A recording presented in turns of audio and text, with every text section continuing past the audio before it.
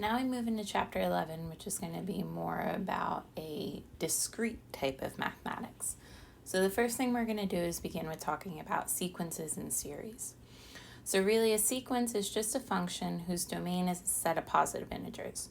So we're used to a function f of x. You could plug in other values like 5.2, 1.11111 into a function and get an output.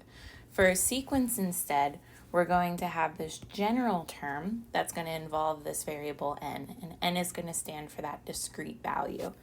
Your n could start at 1, could start at 5, 6, 7, whatever it is, and it could potentially go on forever up to infinity. Just like you have the real number line, you could go from negative infinity to infinity for your domain. Same type of idea here. We go from 1 and keep increasing and go through every possible positive integer.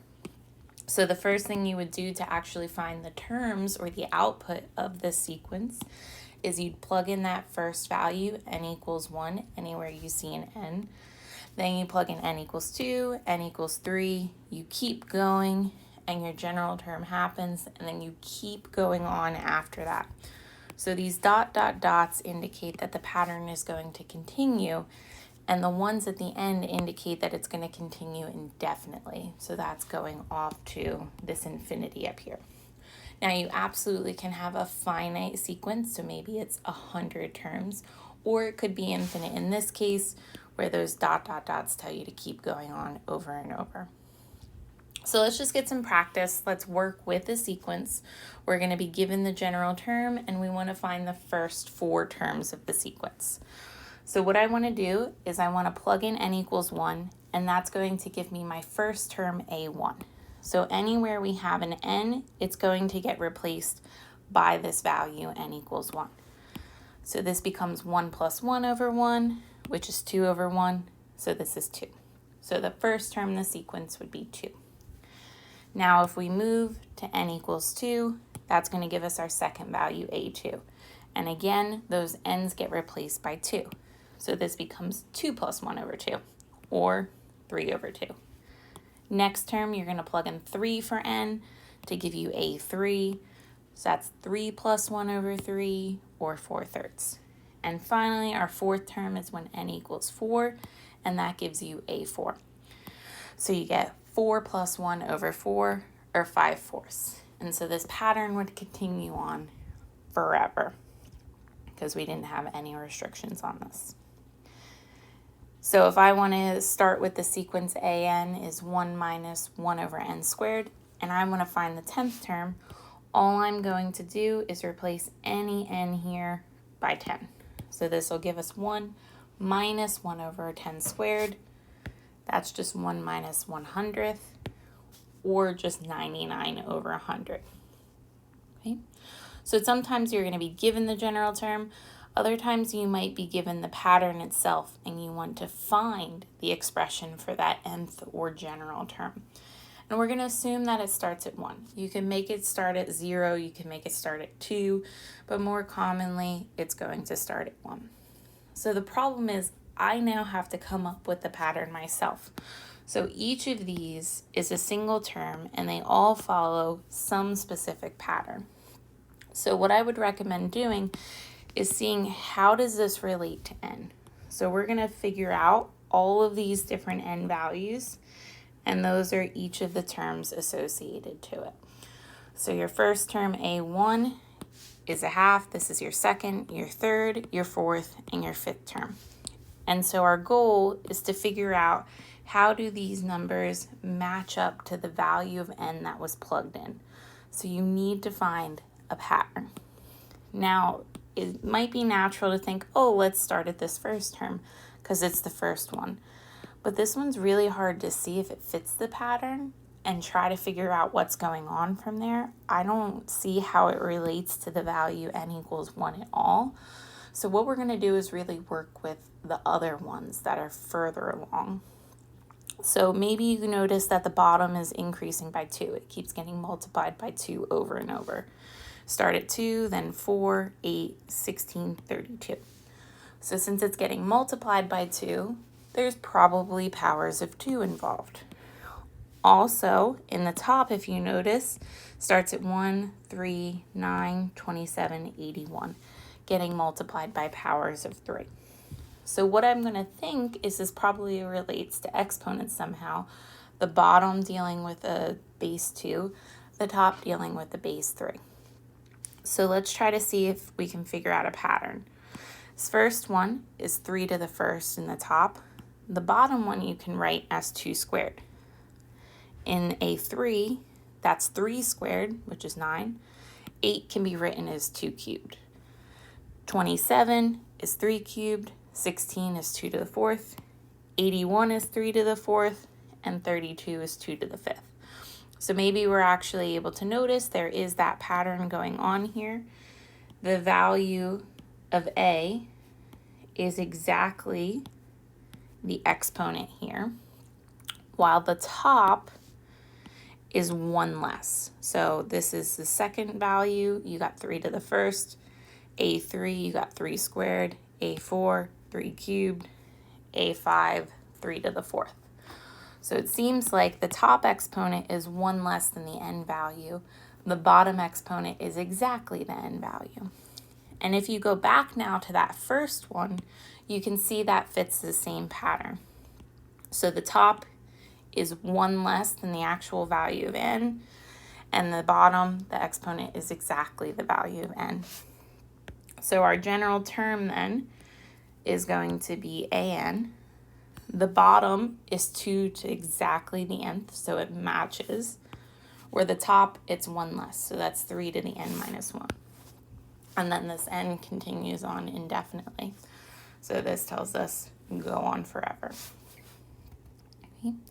So now something that's kind of unique because we do have these integers is we have a new operation that deals with factorials. So they often appear when we're dealing with sequences in series, and you're going to see it a lot more later on. This actually is a nice way to kind of help you learn how to count things. So if you're trying to figure out the number of ways I can arrange an object on a shelf, you'll see factorials will come into play there.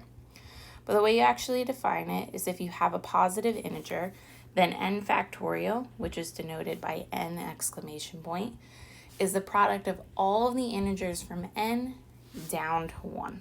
So you're going to start with n factorial. You get the first value n, multiply it by the value right after that, decrease it by 1 again. You keep going, you multiply by 3, 2, 1. So I start at n, go all the way down to 1. And so this holds for n greater than or equal to 2. So if you plug in n equals 1, it's kind of a little bit boring. 1 factorial is the product of 1 down to 1. It's just 1. And then in the same way, 0 factorial is going to be defined as 1. So really this tells you if you're going to arrange 0 objects, there's one way to do it. If you just don't.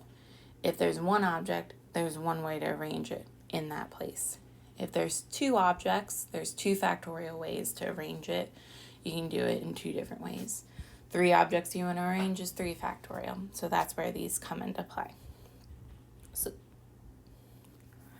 So let's get some practice. Let's evaluate a couple different factorials, and we're also going to see some different properties.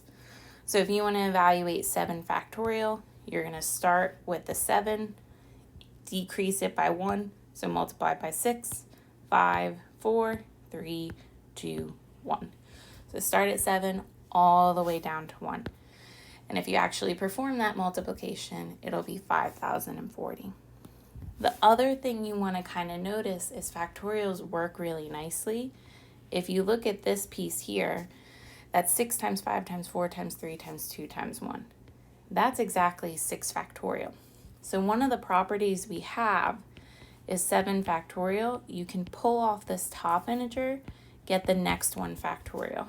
You can do it again. Pull off the 6, you get the next number factorial, because this here would be 5 factorial. So you'd get 7 times 6 times 5 factorial. So there's a lot of really cool simplification that goes on with these. So let's utilize that. Let's go ahead and simplify the expression 15 factorial over 13 factorial. And you may want to sit there and try to do the multiplication completely out. but you don't need to, because again, it's multiplication. Things cancel nicely. So 15 factorial we'll start with 15 times 14 times 13 times 12. Keep going, 3, 2, 1. So you get all those numbers in between, but you don't need to bother writing them all out. Now in the bottom, 13 factorial is going to be 13 times 12 times 11, all the way down, 3, 2, 1. And so you can see we have a lot of really nice cancellation. 13 times 12 times 11, all the way down to 1, cancels with this here. So the only thing that's left is the 15 times 14. So this simplifies to 210.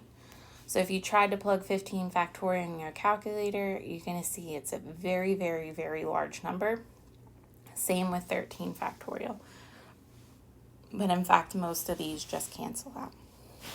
So again, we could have used those properties to our advantage.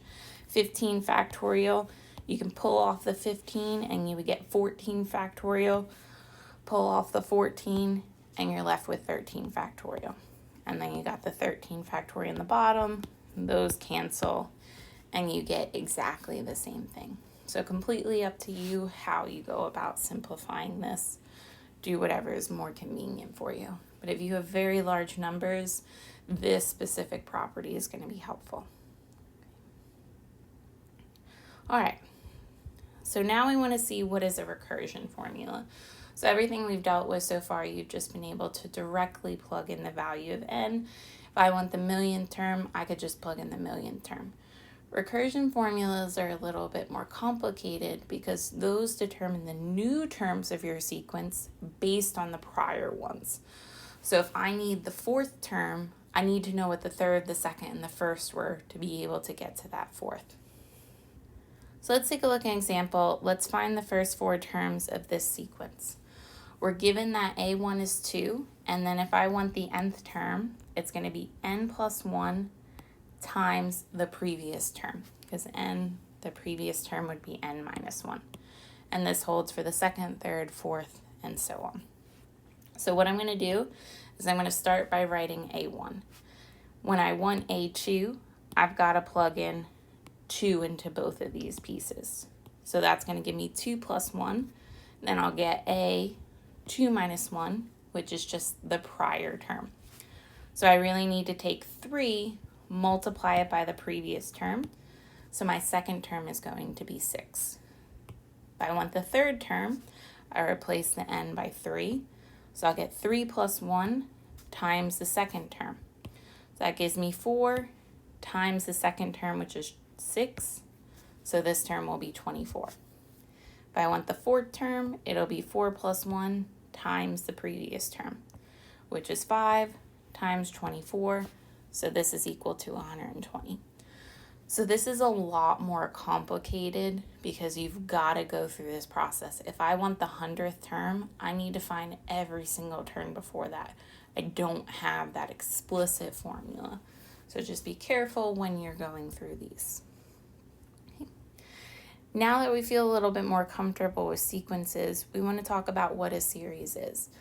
And all that is the sum of that sequence. So you're going to add up all of the terms of the sequence. So A1 plus A2 plus A3, keep adding them all up. Just like you can have a finite sequence or an infinite sequence, you can have a finite series or an infinite series. So if you just take the sum of the first n terms, that would be finite. That's called a finite series or an nth partial sum. So you're going to denote those with an S to stand for sum. You're going to add up the first n terms. Another way we can express this is what's known as sigma notation. So we can always use sigma to represent a sum. So if I want to take A1 plus A2 up to AN, you're going to indicate this with what's known as sigma. So this is a Greek letter. So this is going to stand for that sum. This index here is going to change each time. So you're going to start at 1 and you're going to stop at n. So I'm going to put n up here. And because it's changing, I want to give it a variable. So I'm going to start at I equals 1 and go to n. So this is called our index of summation. And so inside the sum, you're going to put that A, and the index is what's changing. So you plug in I equals 1, I equals 2, I equals 3. So this corresponds to each of these pieces. And then you stop at that top when I equals n. So let's just get some practice. Let's represent this series in sigma notation. So this first one corresponds to I equals 1, I equals 2, I equals 3, I equals 4.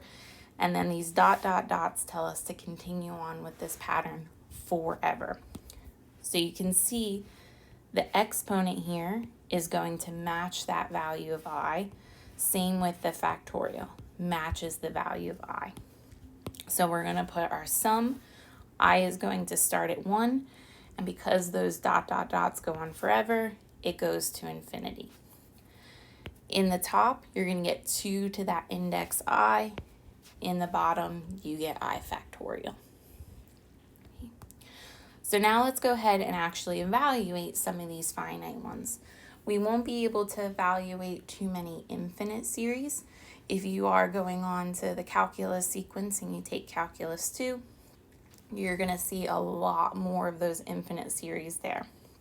For us, we're mostly just going to work with finite. So I want to go ahead and I want to find the sum from I equals 1 to 5 of 3.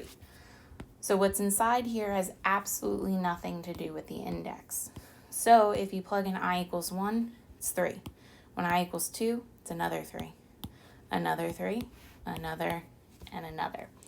Every single term is just 3. So I'm adding up 3 5 times. So this is 5 times 3. This sum will equal 15.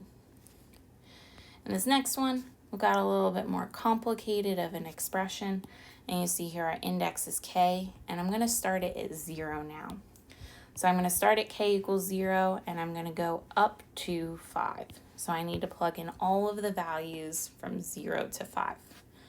So when we plug in 0, we get negative 1 to the 0 over 0 factorial, negative 1 to the first over 1 factorial. You plug in 2, negative 1 squared over 2 factorial. Then you get negative 1 cubed over 3 factorial, negative 1 to the fourth over 4 factorial. And then finally, your last term is negative 1 to the fifth over 5 factorial. So we just need to add these up, and that is our sum of this finite series. So if you simplify this, remember 0 factorial is 1. Negative 1 to the 0 is also 1. Now when you've got negative 1 to the first, that'll make this negative overall. 1 factorial is 1. Negative 1 squared makes it positive. 2 factorial is 2. You're going to see this is really alternating back and forth because of those even and odd powers on the negative 1. 3 factorial is 6. 4 factorial is 24. And 5 factorial is 120. So if you do go through, add these together and simplify, you have some cancellations, you'll end up seeing that this is 11 over 15. So you can see this can be really tedious, especially if you have like 100 terms. You definitely don't want to go sit there and find every single term in that sum. So we do have some common summation rules and properties that are going to help us evaluate these quicker. So we're going to start with the properties. We're going to assume C is a constant. Then for every positive integer n, the following hold. So if you sum up a constant from 1 to n, like we did in the last example, you're just going to add up C plus C plus C plus C plus C n times. So this will be n times C. If you have a constant inside your summation, because it does nothing with that index, you can pop it out and sum up what's left over. If you have the sum of two series, you can split them. If you have subtraction, you can split them as subtraction. So we can use these properties to simplify our expression a bit, and in combination with some common summation rules, we can evaluate things a lot quicker. So if you want to evaluate from I equals 1 to n of I, so that's going to be 1 plus 2 plus 3 plus 4 plus 5 all the way up to n. So just going through all of those index. What that equals is n times n plus 1 over 2. So that's going to be the value at the top here. But you've got to be careful This has to start at 1 for you to be able to use that formula. If it doesn't start at 1, you've got to be a little bit more precautious and see what terms are you missing.